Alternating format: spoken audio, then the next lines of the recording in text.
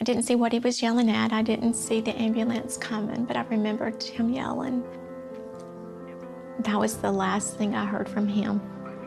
On a Sunday morning in 1997, Julie Kemp, her husband Andy, and their 8-year-old son Landon were driving home from church when an ambulance returning to its station broadsided their car in an intersection.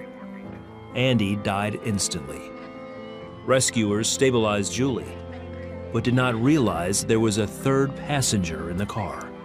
They couldn't see his body because of the damage that was done to the driver's side of the car, and Landon was sitting behind his dad. And when they saw Landon's shoe, it took a deeper search for his body.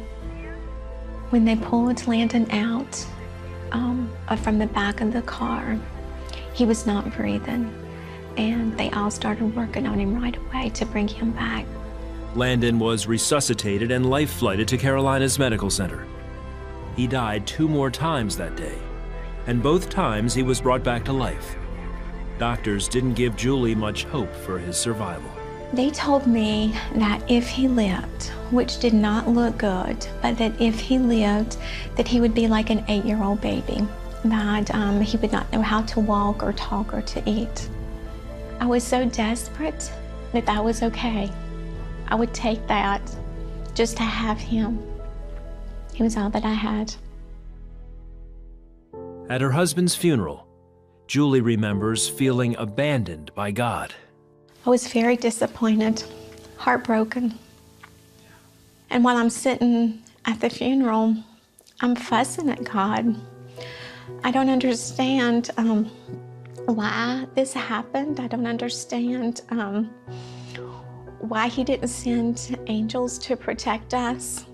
But in the very next breath, I'm praying as hard to him as I've ever prayed in my life for Landon to live. Landon had suffered massive head trauma during the accident and remained in a coma. He's hooked up to all kinds of machines to keep him alive, and there are no signs. There's nothing good or bad. They see nothing happening. I kept praying that he would open his eyes. After 2 weeks in a coma, Landon opened his eyes. To everyone's amazement, he had no brain damage. But in the midst of her joy, Julie knew she had to tell Landon about his father. He had scars on his face, and his head was just full of hurt. And I didn't want to hurt him anymore. So I asked Landon, I said, Landon, do you know where your dad is at? And he told me, yes, I know where he's at. I saw him in heaven. Landon is now grown, but still clearly remembers his amazing experiences in heaven. I remember being able to see my dad and his friend Olin Palmer, who had passed away less than a month before he did, also in a car accident, and Olin's son Neil Palmer, who had died on a 4-wheeler years before. Never one of us said a word to each other, but we were just all standing there. He looked over to me and says, oh, Mom, by the way, I forgot to tell you, I saw your other 2 kids. And I just looked at him because I wasn't sure what he was talking about, but I had 2 miscarriages before Landon was born. We had never shared that with Landon. He did not know that we had lost 2 children before him. I knew that they were my siblings, even though no one had ever told me about them. Just being in heaven, I guess you know your own, or you know who everyone is. He says each time he died, he had a different experience in heaven. During the 3rd time, he says he met Jesus and was given a mission. It was almost as if like a preview of a movie to where you only get to see certain bits and pieces of things.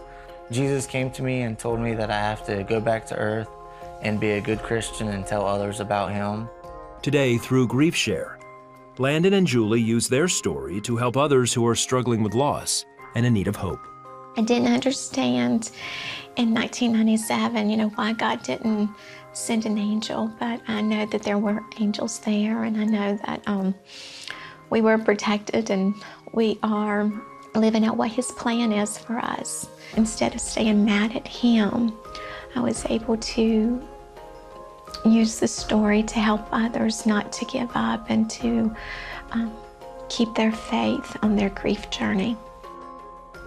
I just want people to realize that Jesus is real.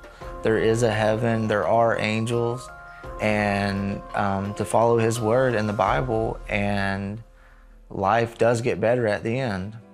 In her book, Faith Has Its Reasons, Julie says God has used their experience to bring others closer to him and has brought new blessings to them.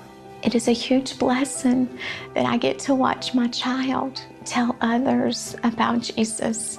He is always willing to let others know that there is a heaven because he's been there.